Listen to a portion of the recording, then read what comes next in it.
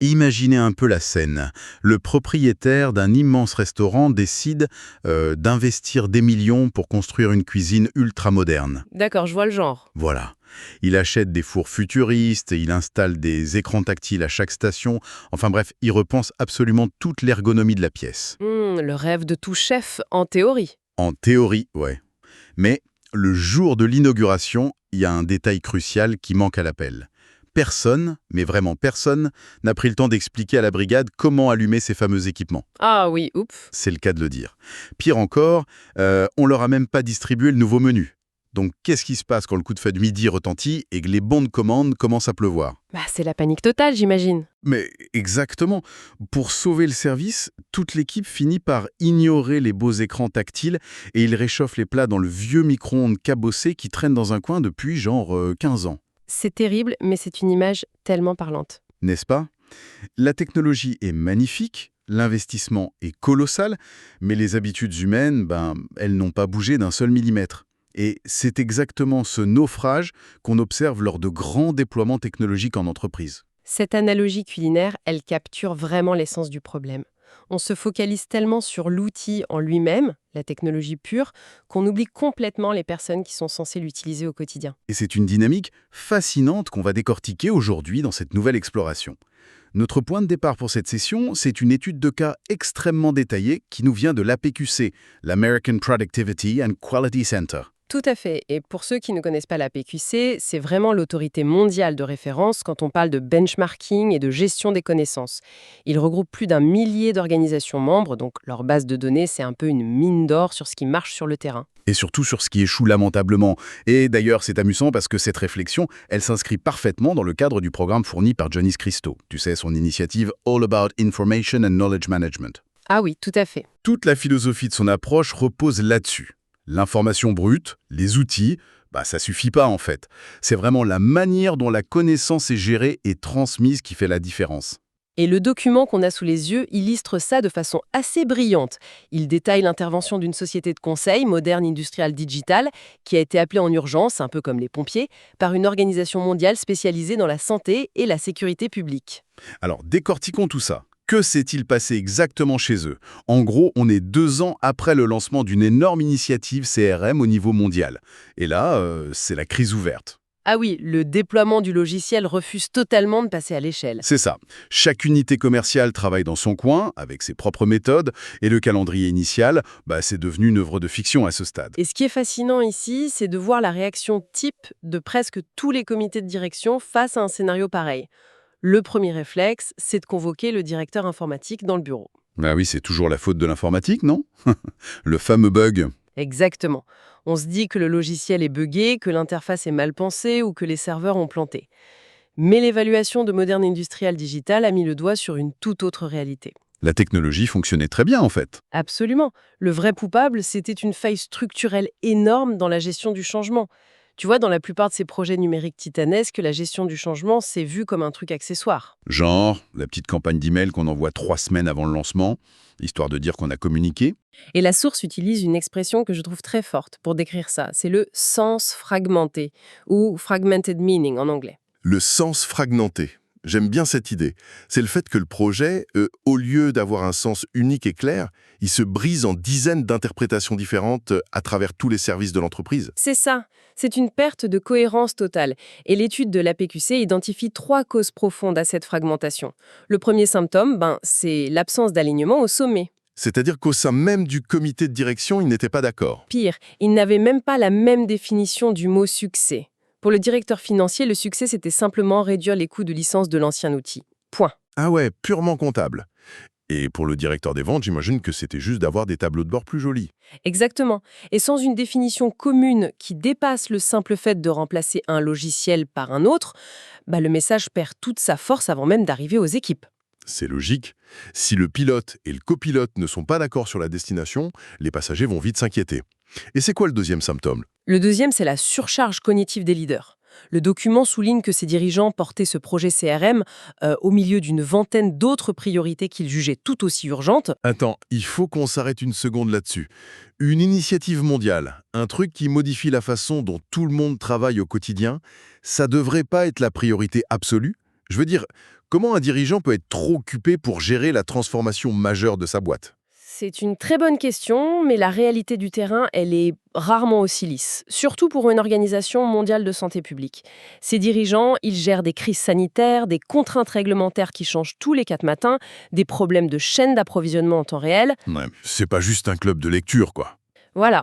Donc le CRM, malheureusement, ce n'est qu'un dossier parmi d'autres sur un bureau qui croule déjà sous les urgences. Et j'imagine que le troisième symptôme découle directement de ça. Si les chefs sont sous l'eau, le reste suit pas. C'est le lien direct, oui. L'absence d'un plan clair pour traduire la grande vision stratégique en étapes pratiques et actionnables pour les employés. Du coup, ça crée une cascade d'ambiguïté. Si en haut, on ne sait pas exactement pourquoi on fait ça, au milieu, les managers inventent leurs propres raisons, et tout en bas, les employés ne perçoivent plus qu'un bruit de fond hyper anxiogène. Et la communication se dégrade à une vitesse folle. Au lieu de parler de la vision, de dire en quoi cet outil va vraiment aider les équipes, les réunions deviennent juste, Des points techniques ennuyeux? c'est ça, on fait des points d'étape sur des dates butoirs qui reculent en permanence. Pour l'employé, sur le terrain, c'est le brouillard total. Alors, face à ce brouillard, comment on fait, comment une organisation qui est à un stade pareil de décomposition sur un projet peut redresser la barre? La première action, et c'est ce que les consultants ont imposé d'emblée, ça a été de forcer la direction à définir ce qu'ils appellent une étoile polaire. Une étoile polaire, The North Star. Donc, on sort du jargon informatique. Complètement. Il fallait absolument sortir de cette logique d'installation de système pour entrer dans une logique d'amélioration du travail humain. L'étoile polaire, ce n'est pas de dire on va tous utiliser le nouveau CRM le 1er décembre. Parce que ça, c'est juste un calendrier, c'est pas une vision. Exactement.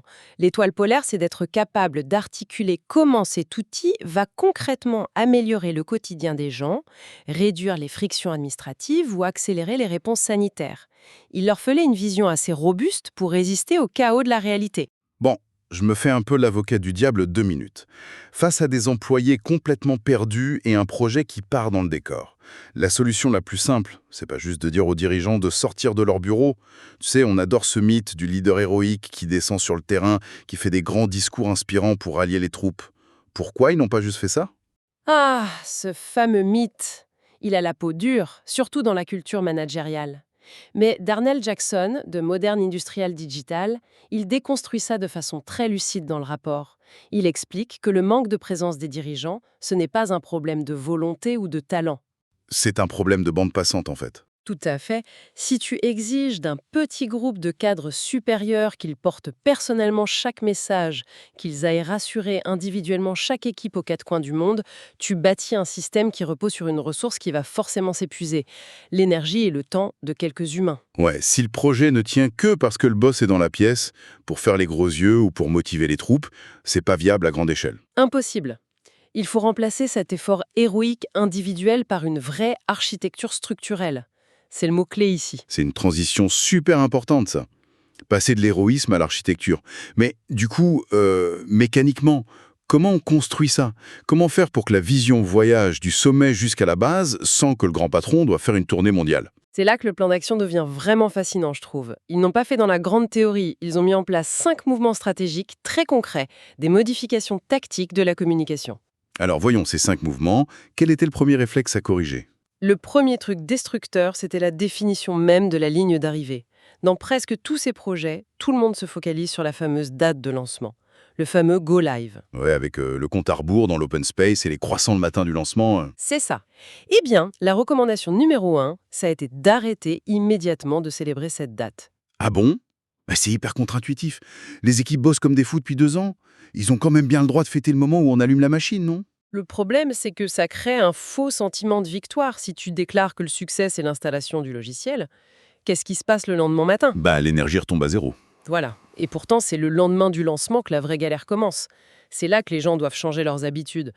Donc, ils ont imposé un changement de langage strict. Le succès, ce n'est pas le lancement du système, c'est l'amélioration du travail. Ah, je vois. Donc, tant que la vie des employés n'est pas effectivement plus simple, on n'ouvre pas le champagne. C'est ça l'idée. Ça force tout le monde à rester concentré sur l'adoption réelle, bien au-delà de la prouesse technique. Super puissant comme recadrage. Bon, mouvement suivant. Si les dirigeants n'ont pas le temps d'être partout, on remplace leur présence par quoi, concrètement? Managers intermédiaires. On leur fournit des modèles réutilisables, des guides, des trames de discours. Attends, c'est pas un petit peu infantilisant de distribuer un script tout fait à des managers expérimentés? Ils vont juste lire un papier d'une voix robotique sans y croire, non? L'objectif n'est absolument pas de leur faire lire un texte mot pour mot. L'idée, c'est de leur donner l'architecture du raisonnement. La réalité d'un manager pris dans l'opérationnel, c'est qu'il n'a ni le temps ni l'énergie d'inventer un discours hyper inspirant sur un nouveau CRM entre deux crises à gérer. Bah, il est déjà sous l'eau. Exactement. En lui donnant une structure solide basée sur l'étoile polaire, on s'assure que les messages clés passent. Il ajoute sa touche personnelle, bien sûr, mais les fondations sont les mêmes, que ce soit à Paris, New York ou Tokyo. Et j'imagine que cette standardisation, ça amène à l'action numéro 3, qui concerne la cohérence du message. Parce que dans une grosse boîte, si tu laisses un vide, la machine à rumeurs s'emballe direct. C'est la nature humaine. Face à l'incertitude et au vide, on invente des scénarios catastrophes. Des bruits de couloir commencent à dire que le logiciel va servir à fliquer les temps de pause ou que c'est pour préparer des licenciements. C'est toujours les mêmes rumeurs en plus. C'est pour ça que la source insiste sur une formule de communication presque rigide. À chaque point d'étape, il faut articuler 4 choses. Voici ce qui change, pourquoi c'est important, ce qui va suivre et surtout ce qui reste pareil. Ouh, ce qui reste pareil, ça c'est malin. C'est brillant, oui. Psychologiquement, le changement est perçu comme une perte de contrôle. En confirmant ce qui ne changera pas, tu crées un filet de sécurité. L'employé se sent rassuré sur une partie de son environnement, ce qui le rend beaucoup plus ouvert pour accepter ce qui va effectivement changer. C'est une façon de border l'angoisse. J'adore. Mais bon, il y a un autre ennemi dans ces projets, au-delà de la rumeur, c'est le cynisme pur et dur. Oh oui, le fameux « c'est encore une idée à la mode de la direction, ça va passer ». Exactement. Comment on fait pour empêcher qu'un projet stratégique soit traité comme la lubie du mois qu'il suffit d'ignorer en attendant que ça se tasse? C'est ça le 4e mouvement stratégique. Oui, et la solution vient directement du marketing. Donner au changement une identité reconnaissable. C'est l'action numéro 4. Créer une vraie campagne de marque interne. Donc si les mails du projet ressemblent à n'importe quel autre mail chiant de la boîte, Le cerveau de l'employé va juste le filtrer comme du bruit de fond. En créant une identité visuelle claire, un nom spécifique pour le projet, tu signales que c'est un effort sérieux, distinct et permanent. Ça pirate un peu le filtre mental pour dire « attention, ça va rester, c'est structurel ». c'est vraiment malin. Mais alors, arrivons-en au 5e mouvement, et on va aborder le sujet qui fâche, la réalité des projets informatiques. Ah, les dérapages. Voilà, ça se passe littéralement jamais comme prévu. Les délais explosent, des fonctionnalités sont reportées. Qu'est-ce qui se passe quand l'organisation se prend le mur de la réalité au bout de 6 mois? Tout le beau plan de com s'effondre. C'est là que l'architecture qu'on a mise en place révèle sa vraie solidité. L'erreur fatale, en cas de retard, c'est d'envoyer un email pour dire Désolé, on repousse à mars ». C'est le meilleur moyen de nourrir le cynisme dont on parlait. C'est clair, les gens se disent « Ah, ils sont même pas capables de tenir leur délai ». Du coup, comment on gère ça? L'action 5, c'est d'utiliser cette friction pour réaffirmer l'étoile polaire. La source propose un langage chirurgical pour ça. Voici ce qui a changé dans le planning, voici pourquoi on fait ce compromis pour protéger notre objectif final, et voici ce qu'on ne change pas concernant notre vision. C'est vraiment de traiter les employés comme des adultes en fait. Exactement. Tu leur expliques la mécanique de la décision. Le retard n'est pas juste de l'incompétence, c'est un choix délibéré pour s'assurer que l'outil améliorera vraiment le travail plutôt que de livrer à la va-vite un truc buggé. Maintenir le pourquoi, c'est le seul bouclier contre la perte de confiance. Waouh! Quand on prend un peu de recul sur toute cette intervention, le changement de perspective pour cette entreprise est juste dingo. On est parti d'un diagnostic d'échec logiciel, où on tapait sur les serveurs, pour arriver à une refonte totale de la psychologie de l'organisation. C'est le vrai point de bascule. Et il y a une réflexion de Georges Frausto, le directeur général chez Modern Industrial Digital, qui résume très bien cette mutation dans le document. Et il dit quoi? Il souligne que dans ces grands défis technologiques, le problème, ce n'est presque jamais un manque de leadership technique. L'expertise sur le code, on la trouve. La carence fatale, c'est le manque de leadership sur les processus et sur les personnes. Le fameux duo process et humain. Voilà. La gestion du changement devient une anomalie de conception délibérée. En gros, les résistances humaines, c'est pas des accidents qui viennent gâcher un joli planning, c'est la matière première du projet. Si on n'intègre pas la charge cognitive des gens dès le départ, l'investissement est perdu. Parce que finalement, le logiciel, c'est juste une coquille vide. C'est l'architecture humaine autour qui lui donne sa valeur. Le message central de toute cette histoire, il est quand même implacable. Espérer qu'un énorme changement fonctionne juste par la force du charisme de 2 ou 3 boss, c'est une illusion dangereuse. Une très belle illusion, mais vouée à l'échec. Il faut une ingénierie minutieuse, cette étoile polaire qui fixe un cap humain, des outils qui soulagent les managers, une com très structurée pour tuer la rumeur. Sans ça, on revient à la cuisine de notre restaurant. Les mecs vont continuer d'utiliser le vieux micro-ondes, peu importe les millions dépensés. Absolument. Et tu sais, ça soulève une question presque philosophique pour la fin, un paradoxe hyper intéressant quand on y pense. Ah ouais, je t'écoute. Si pour qu'une équipe adopte un nouvel outil, il faut impérativement que le manager soit physiquement présent derrière eux pour vérifier qu'ils cliquent au bon endroit. Est-ce qu'on a vraiment changé la culture de la boîte? Voilà. Ou est-ce qu'on a juste exercé une pression locale qui va s'évaporer à la minute où le manager tourne le dos? Surtout aujourd'hui, avec le travail asynchrone, le télétravail qui se généralise, si ton changement de culture ne survit pas à la distance physique, C'est que c'était pas un changement, c'était juste de la discipline temporaire. C'est d'une pensée ultra provocante pour terminer ça, surtout avec le monde hybride dans lequel on vit maintenant. Construire des transformations qui vivent toutes seules, de manière autonome, c'est vraiment la clé. c'est même une condition de survie pour les organisations d'aujourd'hui, oui. C'est clair. Comprendre que l'humain et l'architecture priment sur le code, c'est le premier pas pour sortir du chaos. On s'arrête là pour aujourd'hui. Merci à tous d'avoir suivi cette analyse approfondie et on se retrouve très vite pour décortiquer ensemble une nouvelle exploration passionnante.